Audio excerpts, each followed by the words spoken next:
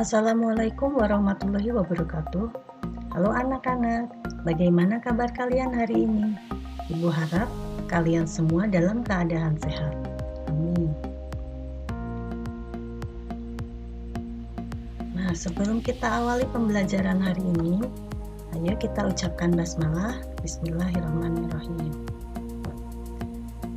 Materi hari ini adalah perkembangbiakan tumbuhan. Dalam buku tema 1, yaitu Selamatkan Makhluk Hidup. Dengan mempelajari materi ini, kalian nanti bisa membandingkan cara perkembangbiakan tumbuhan dan hewan. Perkembangbiakan tumbuhan terbagi menjadi dua jenis, yaitu 1. Perkembangbiakan generatif, 2. Perkembangbiakan vegetatif. Perkembangbiakan generatif yaitu perkembangbiakan dengan perkawinan, terjadi dengan adanya peleburan sel kelamin jantan dan sel kelamin betina, diawali dengan penyerbukan dan diikuti dengan pembuahan. Sedangkan perkembangbiakan vegetatif yaitu perkembangbiakan tanpa perkawinan, terjadi tanpa adanya pertemuan sel kelamin jantan dan sel kelamin betina. Kita pelajari dulu perkembangbiakan tumbuhan secara generatif. Ciri-ciri tumbuhannya adalah tumbuhan yang memiliki bunga. Di sini kita lihat bagian-bagian dari bunga. Ada kepala sari, ada benang sari, ini mahkota, yang ini dasar bunga, ini bakal biji, ini daun pelindung atau kelopak, yang ini bakal buah, ini tangkai putiknya, dan ini kepala putik. Nah, bagaimana peristiwa penyerbukan itu terjadi? Penyerbukan adalah peristiwa jatuhnya serbuk sari di kepala putik. Setelah itu akan terjadi pembuahan, yaitu peristiwa bertemunya sel telur dengan serbuk sari. Pembuahan akan menghasilkan calon tumbuhan baru. Ini adalah calon tumbuhan baru. Biji dan buahnya akan berkembang. Ini biji di dalam buah, yang ini dikelilingi oleh daging buah. Biji yang ditanam atau jatuh di tempat yang cocok akan tumbuh menjadi kecambah. Kemudian kecambah tumbuh menjadi tumbuhan muda. Kemudian tumbuhan muda tumbuh menjadi tumbuhan dewasa. Dan peristiwa ini berputar sehingga tumbuhan akan selalu ada.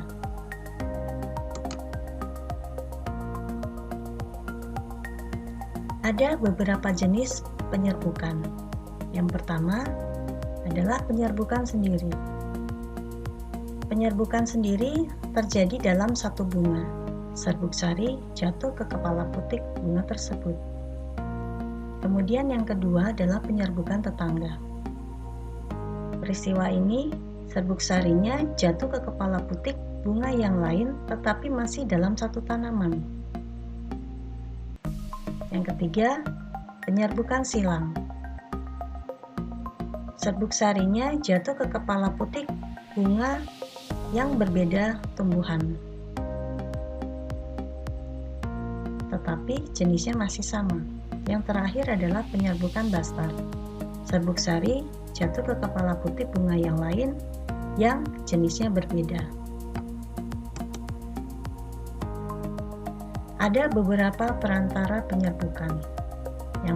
Yang pertama adalah dengan bantuan hewan seperti kupu-kupu, kemudian lebah atau tawon.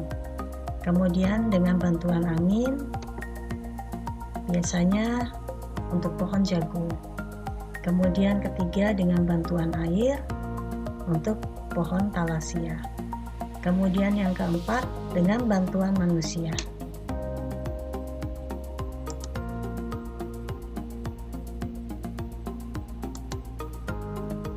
Nah, sekarang kita akan mempelajari perkembangbiakan vegetatif secara alami. Yang pertama dengan spora. Spora adalah bagian tumbuhan yang berfungsi untuk memperbanyak tumbuhan. Contohnya lumut dan tumbuhan paku. Yang kedua, tunas. Tunas adalah tumbuhan muda yang baru tumbuh dari bagian tubuh induk tumbuhan. Contohnya, tumbuhan pisang, bambu, dan tebu. Yang ketiga, akar tinggal atau rizoma. Akar tinggal atau rizoma adalah batang yang tumbuh menjalar di dalam tanah. Contoh, lengkuas, jahe, temulawak, kunyit, dan lain-lain. Keempat, umbi batang. Umbi batang adalah batang yang menggembung dan tumbuh di dalam tanah. Contoh, kentang, ubi jalar, dan bengkuang. Kelima, umbi lapis.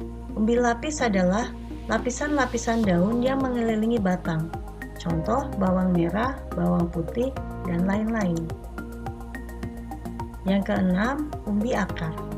Umbi akar adalah akar yang berfungsi untuk menyimpan cadangan makanan, tetapi bukan merupakan alat perkembangbiakan. Contoh, wortel dan singkong. Tunas adventif. Tunas adventif adalah tunas yang terdapat di tepi daun atau akar tumbuhan. Contoh, tunas adventif cocor bebek terdapat di daun, dan tunas adventif sukun terdapat di akar. Yang kedelapan adalah geragi atau stolon. Geragi atau stolon adalah batang yang menjalar di dalam atau di permukaan tanah. Contohnya stroberi dan rumput tebu. Sekarang kita beralih ke perkembangbiakan vegetatif buatan. Yang pertama, mencangkok.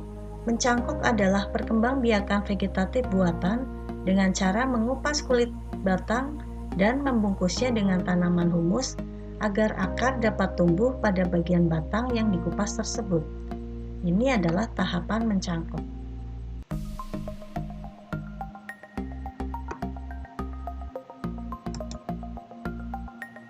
Yang kedua, setek. Setek adalah perkembangbiakan vegetatif buatan dengan cara memotong bagian tumbuhan. Potongan tersebut kemudian ditanam langsung dan dapat tumbuh menjadi tanaman baru. Setek ada dua cara, yaitu setek batang dan setek daun. Ini adalah gambar cara menyetek. Yang ketiga, menyambung atau mengenten. Menyambung atau mengenten adalah perkembangbiakan vegetatif buatan dengan menggabungkan dua batang tanaman yang sejenis. Ini cara menyambung atau mengenten. Perhatikan gambarnya. Yang keempat, okulasi. Okulasi adalah perkembangbiakan tumbuhan dengan cara menempelkan mata tunas suatu tanaman ke batang tanaman lain. Perhatikan gambarnya.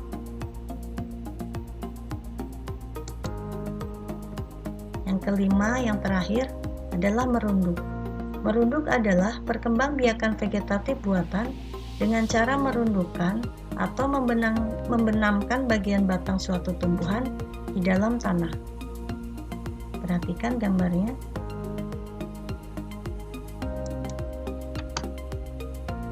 Nah, hari ini kalian sudah mempelajari perkembangbiakan generatif dan perkembangbiakan vegetatif pada tumbuhan. Sekarang kita lihat kesimpulan pembelajaran hari ini. 1. Perkembangbiakan tumbuhan ada dua jenis, generatif dan vegetatif. Yang kedua, perkembangbiakan generatif diawali dengan penyerbukan dan diakhiri dengan pembuahan. 3. Perkembangbiakan vegetatif ada dua cara, alami dan buatan. 4. Perkembangbiakan vegetatif alami ada 8 cara, yaitu spora, tunas, akar tinggal atau rizoma, umbi batang, umbi lapis, umbi akar, tunas adventif, dan geragi atau stolon. 5. Perkembangbiakan vegetatif buatan ada 5 cara, yaitu mencangkok, setek, menyambung atau mengenten, okulasi atau menempel, dan merunduk. Nah, demikian pembelajaran kita hari ini. Mudah-mudahan kalian sudah mencatat semuanya ya. Sekarang kita akan beralih ke tugas.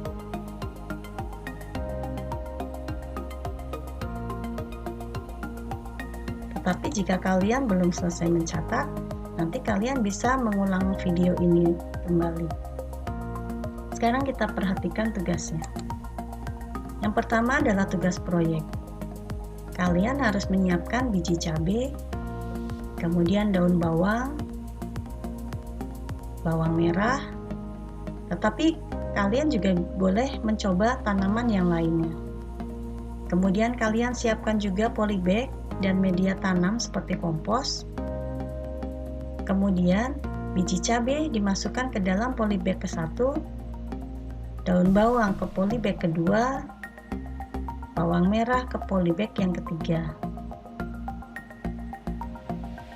Kalian mau mengerjakan lebih dari 3, itu lebih bagus.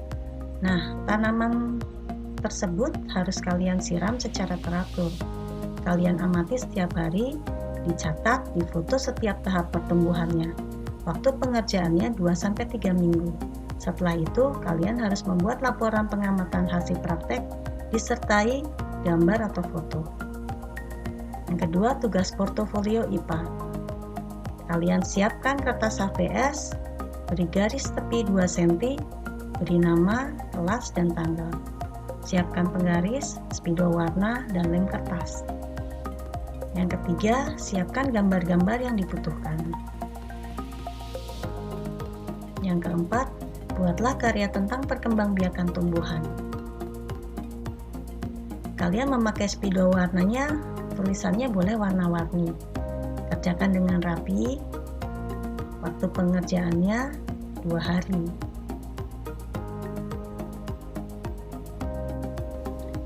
Catatan hasil portofolio dikumpulkan dalam map merah, beri nama dan kelas. Kemudian hasil praktek dan hasil portofolio diserahkan ke sekolah pada saat mengambil rapot tengah semester ganjil. Demikian tugasnya.